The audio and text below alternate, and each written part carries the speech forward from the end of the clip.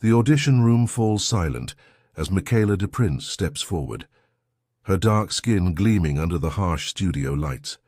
12 pairs of eyes scrutinize every curve of her body, every line of her posture.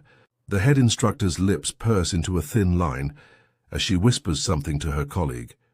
Michaela can't hear the words, but she's heard them before. Variations of the same crushing verdict that has followed her from Sierra Leone's war-torn streets to America's most prestigious dance academies. Today at the American Ballet Theatre, those whispered words will either shatter her dreams forever or ignite the most extraordinary comeback in ballet history. The air tastes metallic with tension.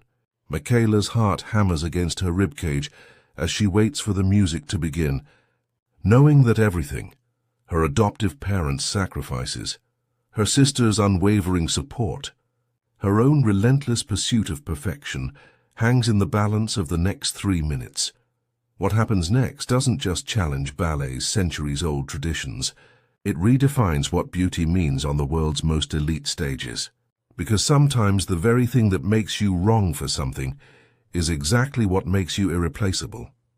If you've ever been told you don't belong, that you're not the right fit, that your dreams are too big for someone like you, this story will show you what's possible when you refuse to accept other people's limitations. Hit that subscribe button because you're about to witness how one dancer's refusal to conform transformed not just her own destiny, but an entire art form. The explosion shakes dust from the orphanage ceiling as 4-year-old Mabinti crouches beneath a wooden table, her small fingers clutched around something more precious than the meager bowl of rice she abandoned when the sirens began. The other children press against the walls, some crying, others strangely silent, in the way that children learn when war becomes routine. But Mabinti's eyes remain fixed on the crumpled magazine page in her palm, smoothing its torn edges with the reverence of a prayer. The ballerina in the photograph seems impossibly clean, impossibly perfect. Her white tutu spreads like flower petals against the glossy paper, and her pale arms extend in lines so graceful they make Mabinti's chest ache with longing she doesn't yet have words for. The woman appears to be floating, suspended in a moment of pure beauty that exists in sharp contrast to everything surrounding Mabinti. The smell of fierce sweat from the other children, the distant crack of gunfire, the way the adults speak in hushed, urgent tones about rebels and escape routes. Outside, Sierra Leone bleeds. Inside this concrete sanctuary that serves as both orphanage and refugee shelter, 37 children wait to learn if today will be the day they die or the day they find families willing to love damaged things. Mabinti doesn't know that her birth parents are already dead, killed in violence that swept through their village like a plague. She doesn't know that the vitiligo spreading across her skin in white patches makes some adults whisper about curses and bad omens. She only knows that when she looks at this torn magazine page, something inside her chest expands like wings. The ballerina's face is turned upward, eyes closed in what looks like ecstasy. Mabinti traces the woman's pointed feet with her fingertip, imagining how it must feel to be that light, that graceful, that free. The dancer's skin is pale pink, like the inside of seashells Mabinti sometimes finds when the older children take her to the beach during the quiet hours. Her hair is pulled back in a perfect bun that catches light like spun gold. Everything about her speaks of a world where beauty isn't rationed, where dreams aren't luxuries that children can't afford. When the all-clear bell rings and the other children emerge from their hiding places, Mabinti remains crouched beneath the table. She carefully folds the magazine page and tucks it into the waistband of her torn dress, pressing it against her ribs where she can feel its edges like a secret heartbeat. Sister Mary Catherine finds her there an hour later, eyes distant with the kind of focus that adults find unsettling in children who've seen too much. "What do you have there, little one?" Sister Mary Catherine's voice carries the gentle authority of someone who's learned to coax stories from traumatized children without pushing too hard. Mabinti's hand instinctively covers the hidden page. She's learned that beautiful things disappear if you share them too freely. Nothing, sister. But that night, after the lights go out and the dormitory fills with the soft breathing of sleeping children, Mabinti unfolds her treasure under her thin blanket. In the moonlight filtering through the barred windows, the ballerina seems almost alive, her pose suggesting movement frozen in time. Mabinti places her own arms in imitation of the photograph, feeling foolish and magnificent simultaneously. Her movements are clumsy, her limbs unschooled, but something in her body recognizes the language of dance. Like a native tongue she's forgotten how to speak. She doesn't know that thousands of miles away, in comfortable American suburbs, little girls her age are already taking ballet classes in mirrored studios with polished floors. She doesn't know about pointe shoes or plié, or the decades of training required to achieve the ethereal grace captured in her photograph. She only knows that looking at this image makes her feel less alone, less afraid, less trapped by circumstances she's too young to understand. The magazine page becomes her most guarded possession.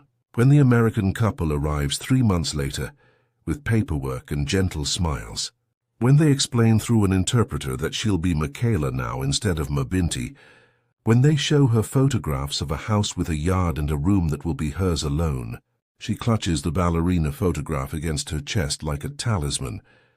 The social worker tries to take it away, explaining that everything must be clean and new for her fresh start in America. But Michaela's grip is fierce with desperation. "Please," she whispers in the English she's been practicing with Sister Mary Catherine. "She comes with me." Elaine DePrince, her new mother, kneels down to examine the crumpled paper with serious attention. The ballet dancer's image is faded now, creased from countless foldings, stained with tears and dust and the accumulated weight of a child's dreams. But something in the photograph's power translates across language barriers and cultural divides. "She's beautiful," Elaine says simply. "Of course she comes with you." On the airplane that carries her away from everything she's ever known, Michaela presses her face to the small window and watches Sierra Leone shrink beneath the clouds. The magazine page rests in her lap, and for the first time in her short life, she allows herself to imagine a future where she might become something as beautiful, as graceful, as impossibly perfect as the dancer in the photograph. She doesn't know that this image will sustain her through years of rejection and criticism. She doesn't know that classical ballet's definition of beauty will challenge everything she believes about her own worth. She only knows that somewhere above the Atlantic Ocean, suspended between the world that broke her and the world that might heal her, she makes a promise to the ballerina in the photograph. Someday she will dance like that. Someday she will be that free.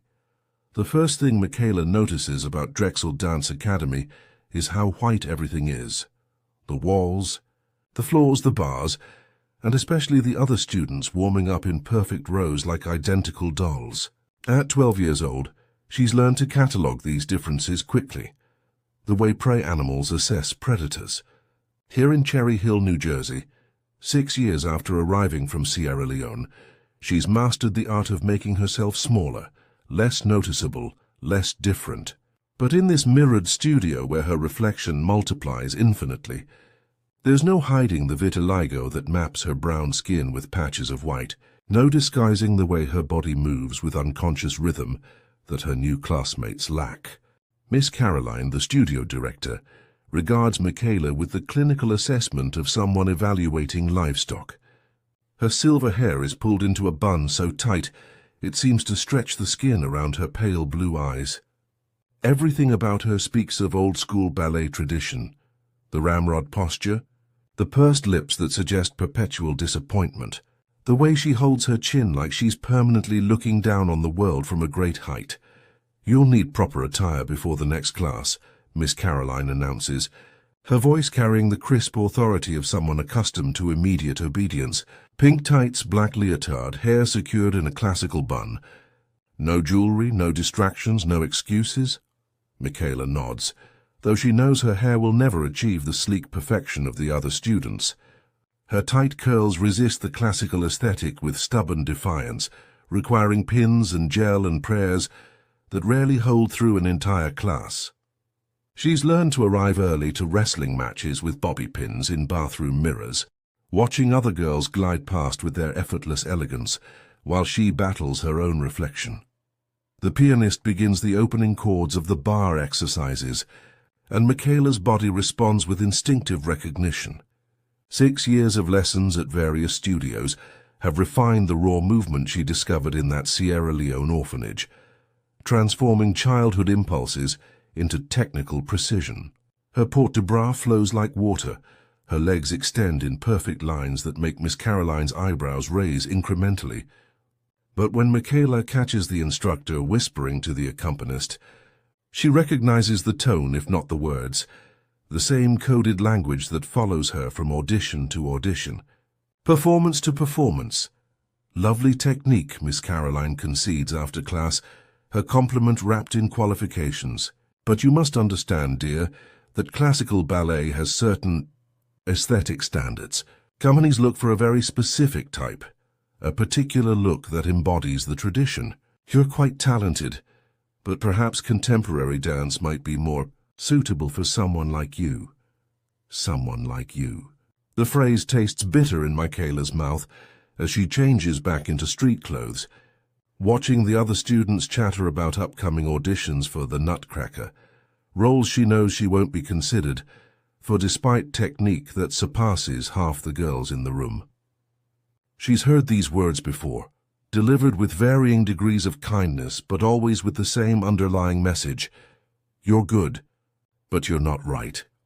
At home, Michaela unfolds the magazine page that started everything, now laminated and worn soft at the edges from years of handling.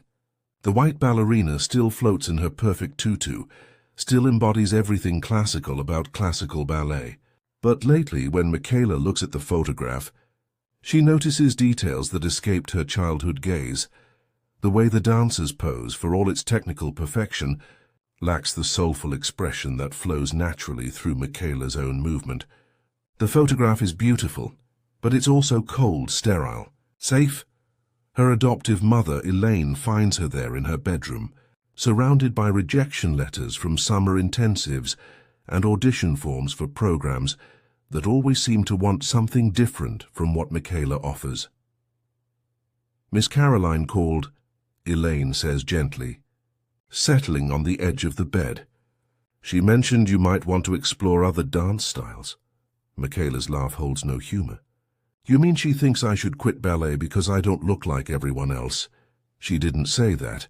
She didn't have to. Michaela holds up the laminated photograph. I've been carrying this picture for 8 years. I've worked harder than anyone in that studio. I can execute every combination she gives us. My extensions are higher than girls who've been dancing longer. And I have musicality that can't be taught. But none of that matters because I'll never look like this. Elaine examines the photograph with the same serious attention she gave it that day in Sierra Leone. You know what I see when I look at this picture? I see someone who's technically proficient, but emotionally empty. When I watch you dance, I see something this dancer doesn't have. I see story. I see survival. I see strength that comes from places most people will never have to visit. The words are meant to comfort, but they highlight the impossible contradiction Michaela faces daily. The very experiences that give her dancing its power, war, abandonment, the fight to belong in a world that questions her place in it, are the same experiences that mark her as different from classical ballet's pristine ideal. 2 weeks later, she auditions for the regional youth ballet production of Giselle. Her variation is flawless, every turn centered, every arabesque sustained with the kind of control that takes years to develop. She embodies the tragic peasant girl with emotional authenticity that brings tears to several observers' eyes. But when the cast list is posted, her name appears in the corps de ballet while Sarah Mitchell, whose technique is competent but uninspired, is cast as Giselle, the artistic director, a former principal dancer whose career peaked in the 1980s, takes Michaela aside after the posting. "You danced beautifully," he begins, and Michaela braces for the inevitable qualification. But Giselle requires a certain classical purity, a traditional look that audiences expect. You understand. She understands perfectly. She understands that talent isn't enough when your skin tells the wrong story. She understands that years of training can be dismissed because your features don't match a centuries-old aesthetic.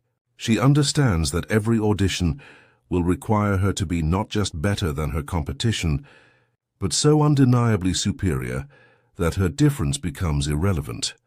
That night she almost throws the magazine page away, almost decides that Miss Caroline and the artistic director and all the others are right, that someone like her should find a different path, a more suitable dream. But when she holds the photograph up to the light, she notices something she's never seen before. In the bottom corner, barely visible, is the photographer's credit and a small notation: Principal Dancer, American Ballet Theatre, American Ballet Theatre, the company that has produced some of the greatest dancers in history, that performs at Lincoln Center, that represents the absolute pinnacle of classical ballet achievement. If this is where her inspiration came from, then this is where her journey needs to lead. Michaela tapes the photograph to her bedroom mirror and begins planning her next audition. If classical ballet wants to define beauty narrowly, she'll expand the definition by becoming so undeniably brilliant that they'll have no choice but to rewrite their standards. The girl who survived war won't be defeated by whispered doubts and coded language. She'll become the dancer she was meant to be. Not in spite of her difference, but because of it. The phone rings at 7:43 a.m. on a Tuesday that will slice Michaela's life into before and after. She's 18 now, her bedroom walls plastered with acceptance letters to dance programs, scholarship notifications and newspaper clippings from performances, where critics finally began using words like transcendent and revolutionary instead of unconventional. The dance theater of Harlem letterhead trembles in her hands as she reads the words that should represent salvation. "We are pleased to offer you a position in our corps de ballet, DTH, the company founded by Arthur Mitchell specifically to showcase black excellence in classical ballet, where dancers who look like her aren't anomalies but artists, where her vitiligo-mapped skin and tightly coiled hair won't be whispered about in dressing rooms, but celebrated as part of a broader definition of beauty. The company that proved black dancers could master Balanchine, could embody Swan Lake, could make classical ballet their own without diminishing its power." Michaela presses the letter against her chest and allows herself 60 seconds of pure joy. Her mother finds her dancing around the kitchen, still in pajamas, the acceptance letter clutched in her fist like a winning lottery ticket. "They want me," Michaela breathes, tears streaming down her face. "Arthur Mitchell's company wants me." Elaine wraps her daughter in arms that have held her through rejection after rejection, audition after audition. Of course they do. They see what we've always seen. The first months with DTH feel like coming home to a family she never knew she was missing. In the Harlem studios, Michaela works alongside dancers whose stories mirror her own.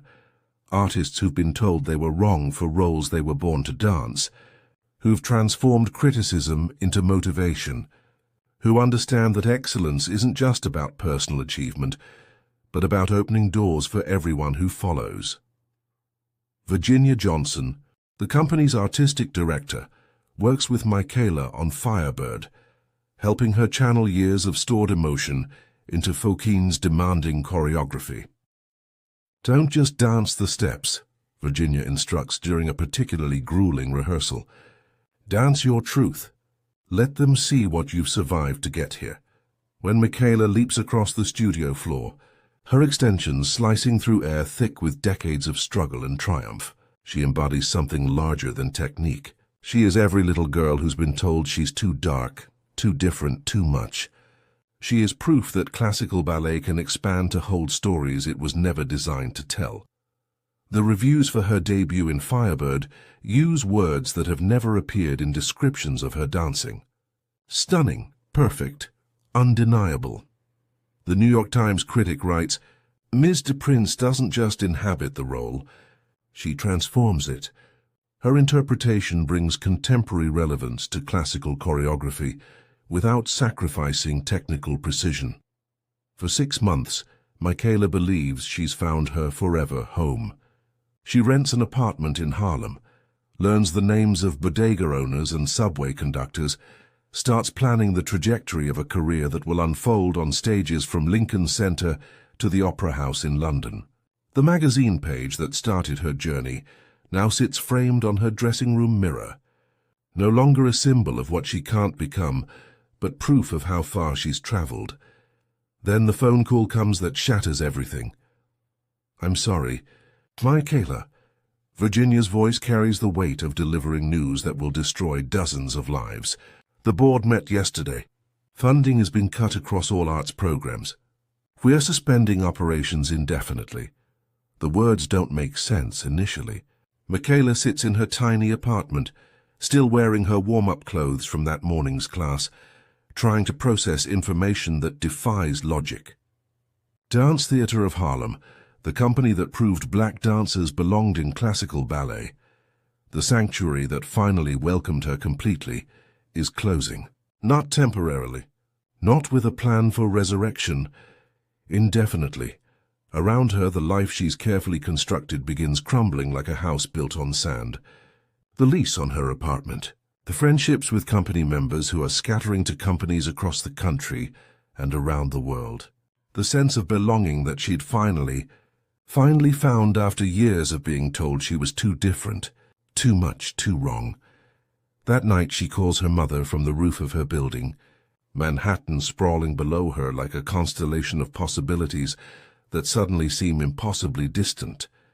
"I don't know what to do," she admits, her voice small in the way it hasn't been since she was 4 years old, hiding under a table in Sierra Leone. "DTH was supposed to be my home. It was the only place that wanted me exactly as I am. So what are your options?" Elaine asks, her practical nature kicking in the way it has through every crisis they've navigated together.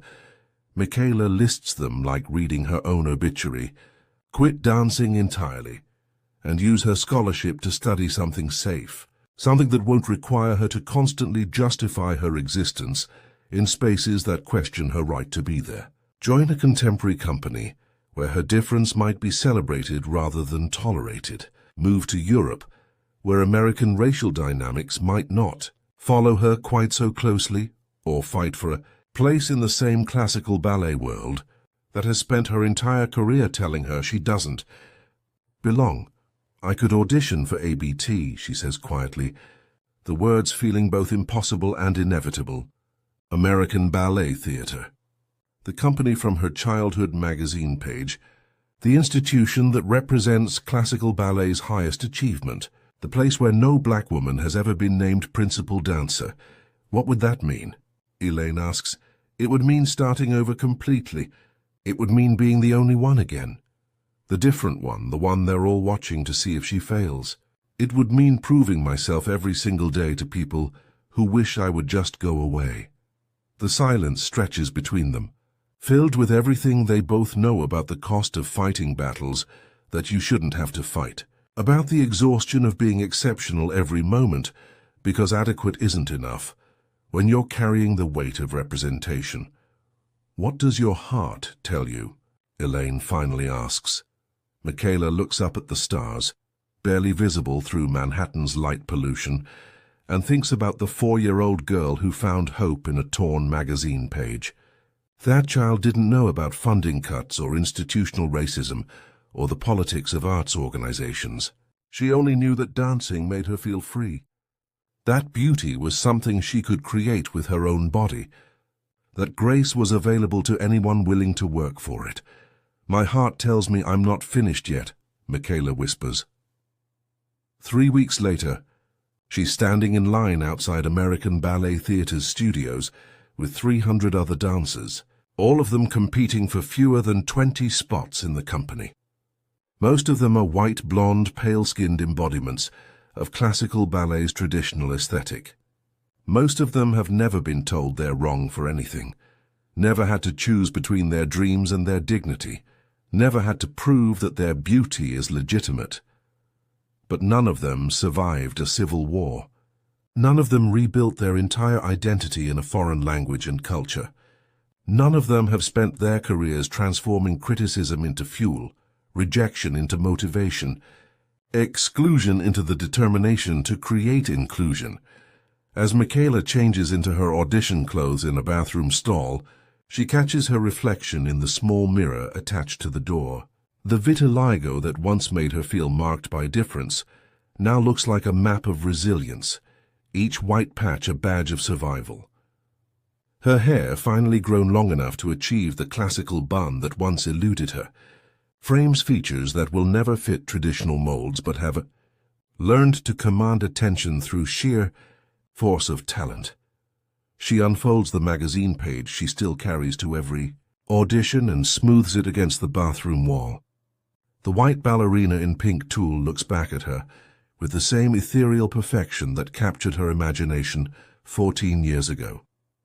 But now Michaela sees something different in the photograph, not a standard she needs to meet, but a limitation she's meant to transcend.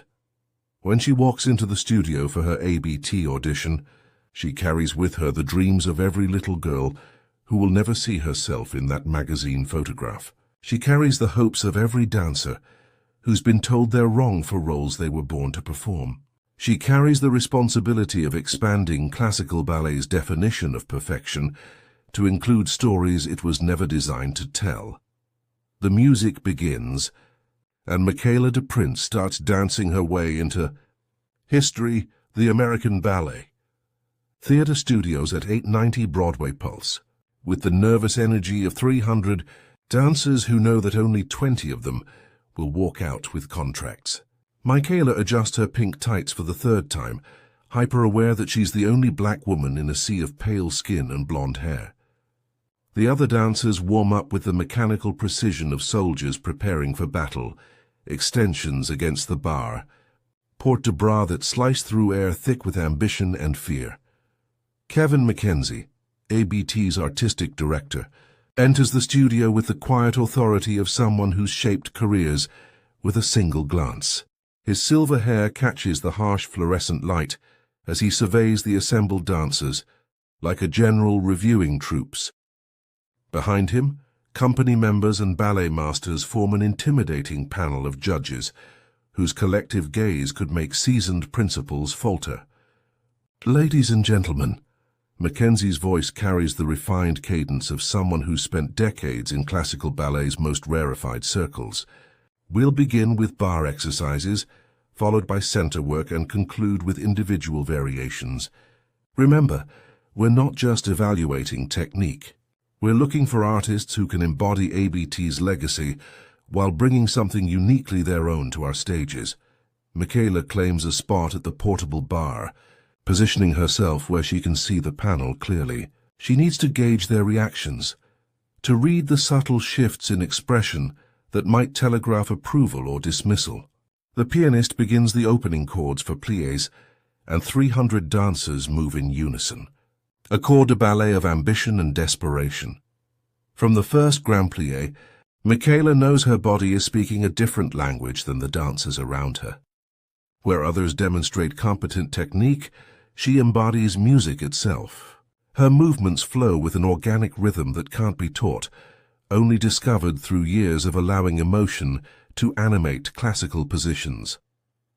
Her extensions reach beyond what anatomy should allow, sustained by strength that comes from surviving things most of these dancers have never had to face. During the bar work, she catches Kevin Mackenzie making notes on his tablet, his expression unreadable behind wire-rimmed glasses. The other judges whisper among themselves, their hushed conversations creating a soundtrack of evaluation and elimination. Michaela forces herself to focus on the exercises, to channel 14 years of training into each tendu, each ronde de jambe, each développé that demonstrates her body's capacity to transform classical positions into personal statements. The center work begins with adagio combinations that separate technically proficient dancers from true artists. Michaela finds herself in the third group, surrounded by dancers whose credentials read like a who's who of prestigious academies: Royal Ballet School, Paris Opera Ballet School, Bolshoi Academy. Their techniques are flawless, their line pure, their presentation polished to magazine cover perfection. But when the music begins and Michaela starts moving across the floor, something electric happens in the studio.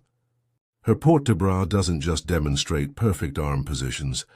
It tells a story of reaching for dreams that seemed impossible, of embracing beauty in the face of those who said she was wrong for it. Her arabesque doesn't just show technical control. It embodies the balance between strength and vulnerability that defines survival itself. The judges stop talking. The other dancers pause their own preparation to watch. Even the pianist, an elderly woman who's accompanied thousands of auditions, looks up from her sheet music to witness something she's never seen before. A dancer who doesn't just perform classical ballet, but transforms it, making 19th century choreography speak 21st century truths. When Michaela completes her variation, the studio falls into silence so complete she can hear her own heartbeat. Mackenzie scribbles furiously on his tablet, while the other judges exchange glances that carry conversations she can't interpret. She walks back to the bar with legs that feel like liquid, adrenaline coursing through her system like an electrical current. During the break, other dancers approach with the careful politeness of people who recognize they've witnessed something significant, but aren't sure what it means for their own chances. "That was incredible," whispers Emma, a pale redhead from the School of American Ballet, whose technique is textbook perfect, but emotionally vacant. "I've never seen anyone dance Giselle's variation like that." Michaela thanks her, but she knows that incredible can be a double-edged sword in classical ballet. Sometimes incredible means revolutionary. Sometimes it means inappropriate. She's learned that standing out isn't always an advantage in an art form that prizes uniformity almost as much as excellence. The individual variations begin, and dancers perform solos that will either launch careers or confirm rejections. Michaela watches her competition with the analytical eye of someone who spent her life studying what makes one dancer memorable while another remains forgettable. Most of them dance beautifully, competently, safely. They execute every step correctly, without taking any risks that might distinguish them from the crowd. When her name is called, Michaela walks to center floor carrying the weight of every little girl who's been told she's too different, too much, too wrong for classical ballet. She's chosen to perform the White Swan variation from Swan Lake, Act 2, a piece that requires not just technical perfection, but the ability to embody ethereal purity, the very quality that classical ballet has traditionally reserved for dancers who look nothing like her. The opening notes fill the studio, and Michaela begins to dance. But this isn't the White Swan as audiences have seen her for over a century. This is Odette filtered through experiences that 19th century choreographers never imagined. The story of a girl who was imprisoned by circumstances beyond her control, who found freedom through movement, who discovered that purity isn't about perfection but about authenticity. Her arabesques don't just demonstrate perfect extensions. They embody the reaching for something beyond the limitations others have placed on her dreams. Her turns aren't just technically centered. They spin with the momentum of someone who's learned to find balance in chaos. Her porte-de-bras doesn't just show beautiful arm positions. They embrace an identity that classical ballet has never been designed to hold. When the music ends and Michaela strikes her final pose, the silence in the studio feels charged with possibility. Mackenzie leans forward in his chair, his pen suspended over his notes, as if he's trying to capture something that can't be written down. The other judges stare with expressions that range from amazement to uncertainty, to something that might be recognition, that they've witnessed the future of their art. For Michaela holds her ending position for the prescribed count. then walks back to the side of the studio on legs that barely support her weight. She's given everything she has, 14 years of training, a lifetime of proving that she belongs in spaces that question her presence. The dreams of every dancer who will never see herself in classical ballet's traditional mirror. As the audition concludes and dancers begin changing back into street clothes, Michaela allows herself one moment to imagine success. She pictures herself in ABT studios, working with coaches who see her talent before her difference. She imagines performing on the Met Opera House stage, proving that classical ballet's definition of beauty can expand to include stories it was never meant to tell. But she also prepares for rejection, for the coded language that will explain why someone with her technique and artistry isn't quite right for American ballet theater. She's learned to hope for the best while armoring herself against disappointment that can feel like dying. 3 days later, the phone rings. Kevin Mackenzie's voice carries news that will either confirm everything she's feared about classical ballet or prove that even the most traditional institutions can evolve. "Michaela," he begins, and in that pause before his next words, her entire future hangs in the balance. "We'd like to offer you a position in the Corps de Ballet." The magazine page that started her journey 14 years ago in a Sierra Leone orphanage suddenly seems like prophecy rather than fantasy. The girl who was told she was wrong for. Classical ballet is about to prove that sometimes being different is exactly what an art form needs to discover its future.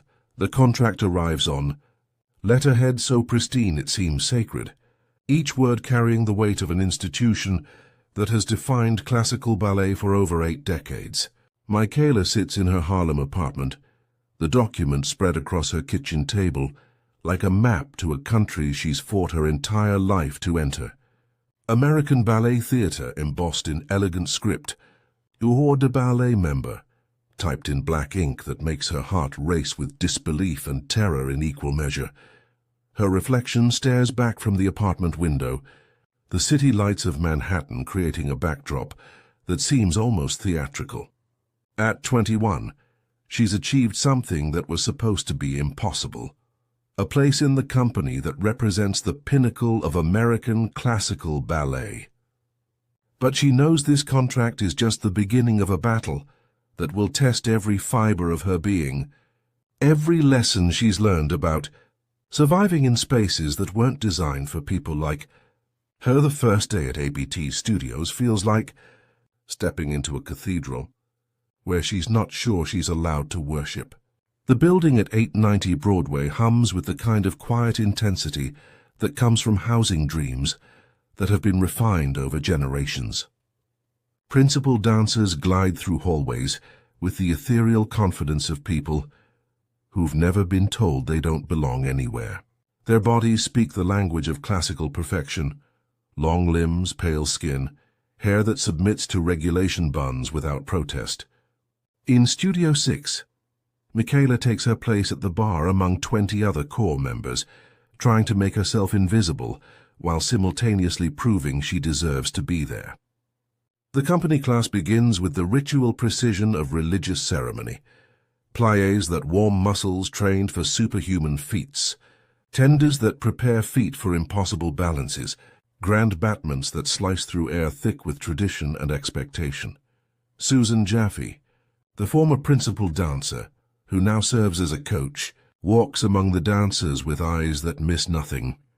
Her corrections carry the authority of someone who's embodied every role in the classical repertoire, who understands the difference between good dancing and transcendent artistry.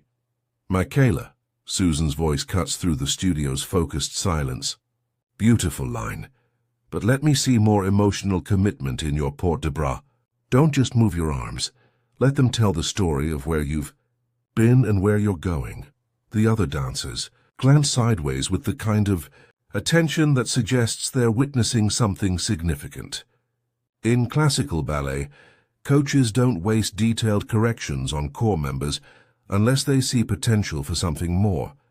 But Michaela has learned not to read too much into encouragement that might evaporate when casting decisions are made. The first performance arrives like a test she's been preparing for her entire life. Giselle at the Metropolitan Opera House, that cathedral of dreams where legends have been born and careers have died under lights that reveal every flaw, every hesitation, every moment of transcendence or failure. Michaela stands in the wings wearing the peasant costume of a wheelie, one of the vengeful spirits in Acte Second, watching principal dancer Diana Vishneva embody the title role with crystalline perfection.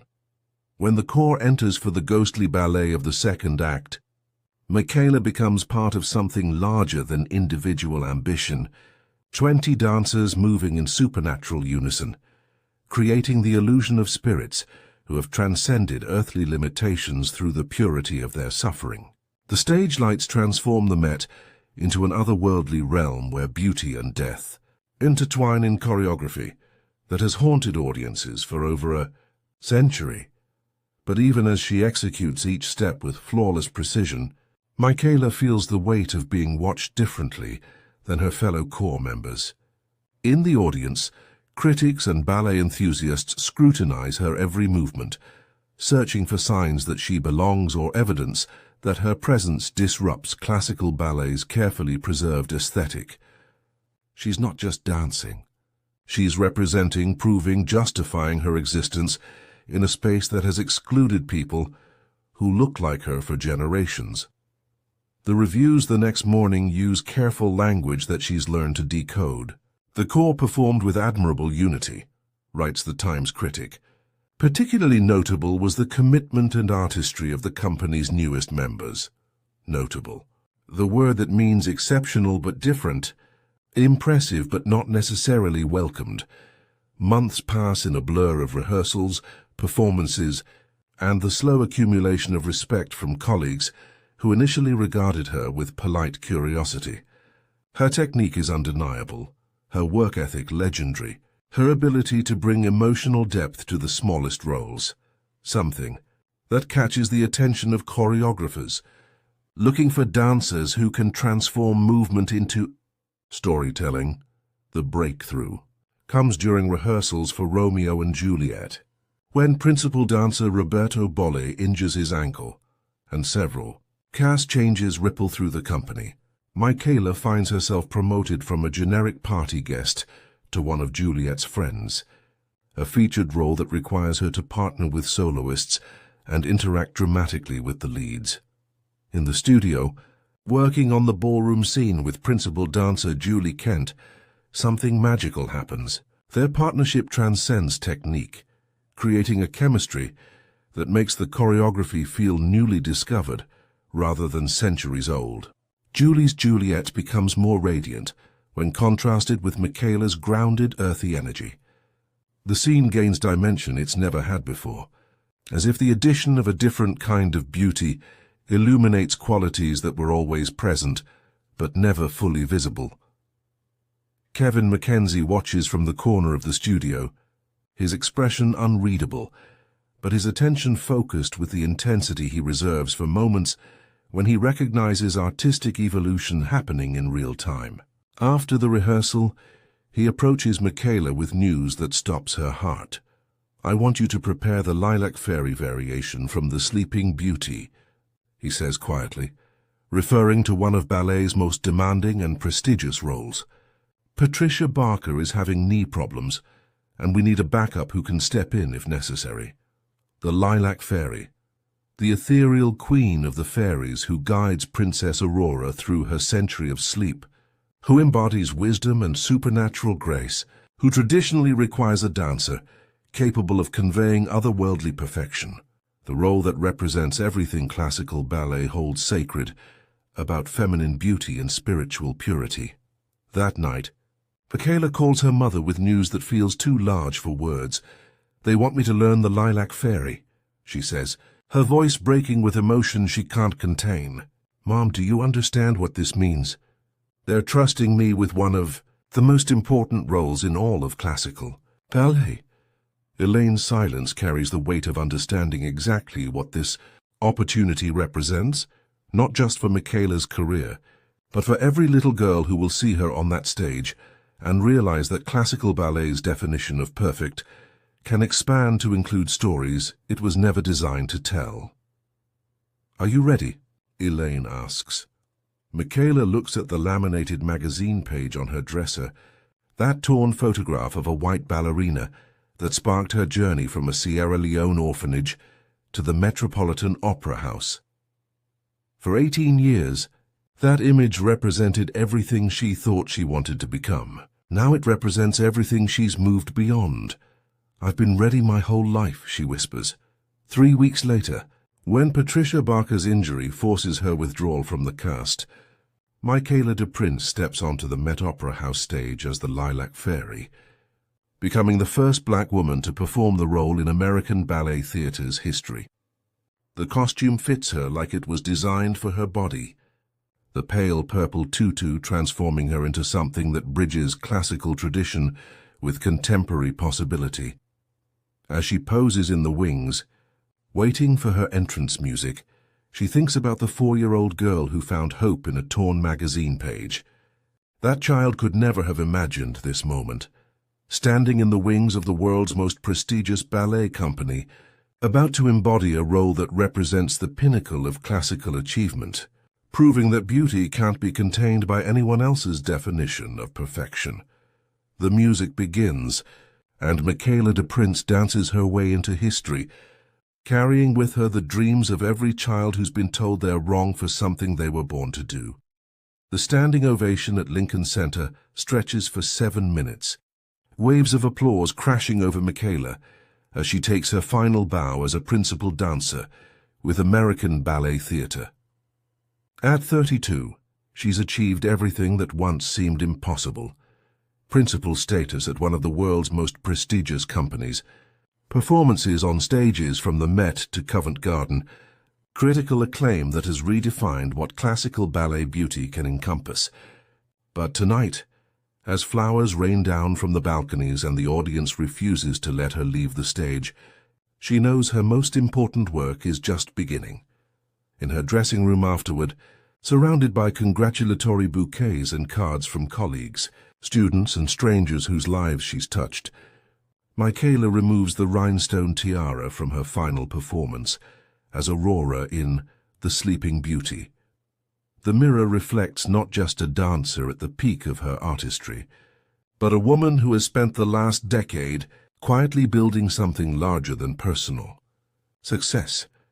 The manila folder on her dressing table holds documents that represent her true legacy: incorporation, papers for the War Orphans Project, architectural plans for dance studios in Sierra Leone, scholarship applications from young dancers whose stories mirror her own journey from rejection to recognition.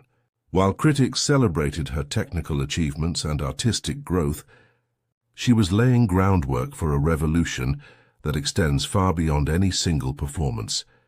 Her assistant knocks softly before entering with news that makes Michaela's heart race with familiar anticipation.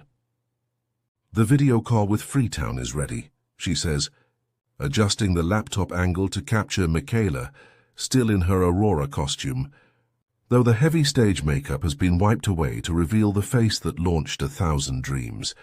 The screen flickers to life, revealing 30 children crowded around a single computer in the dance studio that bears Michaela's name. Their ages range from 6 to 16, their faces bright with the kind of hope that transcends poverty, war, and circumstances that would crush less resilient spirits. Some wear proper dance attire donated by companies around the world. Others make do with whatever clothes allow for movement. All of them possess the burning ambition that Michaela recognizes from her own reflection decades ago.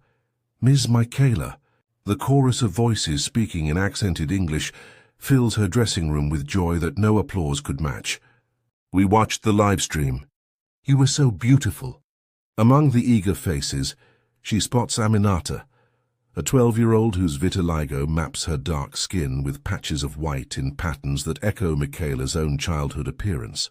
The girl stands slightly apart from the others, her posture suggesting the kind of self-consciousness that comes from being different in ways that others notice and comment on. "Aminata," Michaela calls out, watching the girl's face transform with surprise and delight at being singled out. "Show me what you've been working on."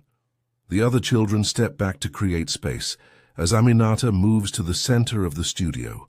Her technique is raw, unpolished, years away from professional standards. But when she begins to dance, something magical happens. The same organic rhythm that flow through Michaela's own movement. The same ability to transform simple steps into personal statements. The same refusal to let limitations define possibilities. "That was beautiful," Michaela says when Aminata finishes, watching tears stream down the girl's face. "Do you know why?" "Because I practiced every day like you taught us." "Because you danced your truth. You let me see who you are through your movement. And that's the most important thing any dancer can learn." After the call ends, Michaela sits in the quiet of her dressing room, surrounded by the artifacts of a career that has exceeded every dream she dared to have as a child. The costumes hanging on the rack represent roles she's originated, characters she's brought to life, stories she's told through movement that speaks across language barriers and cultural divides. But the real measure of her impact won't be found in reviews or awards or the number of curtain calls she's received. Her phone buzzes with a text from her publicist. 60 Minutes wants to do a feature on your retirement and the foundation. They're calling it The Dancer Who Changed Everything. Changed everything. The phrase makes her laugh because she knows the truth is more complex and more beautiful than any headline could capture. She didn't change everything by being perfect, or by conforming to classical ballet's traditional standards.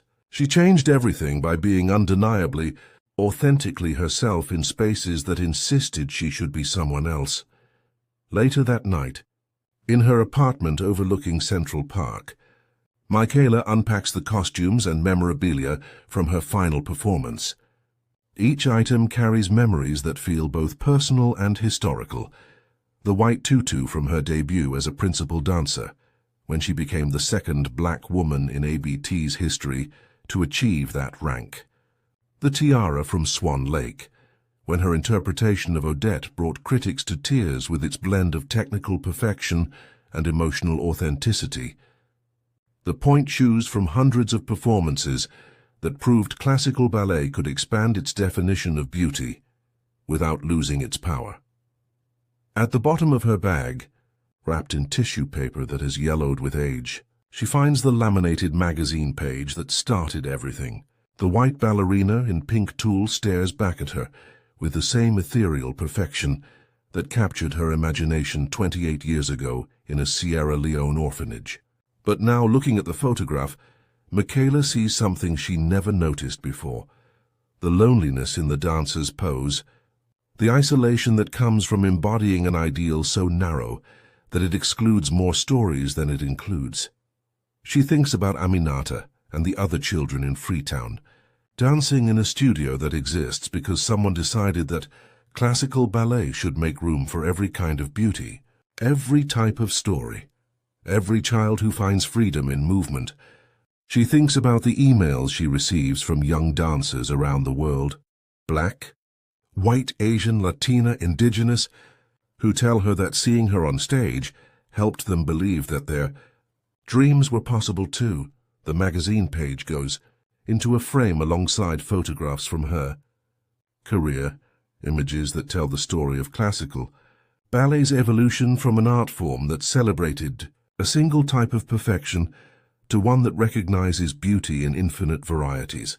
The white swan she became wasn't the same as the one in the childhood photograph. It was better. It was more complete. It was truer to the human experience that dance is meant to express. As dawn breaks over Manhattan, painting the sky in shades of pink that remind her of the tutu she wore as a child, Michaela begins writing in the journal she's kept since her first day at ABT. Today's entry will mark the end of one chapter and the beginning of another. I danced my last performance as a principal dancer tonight, but I don't feel like I'm ending anything.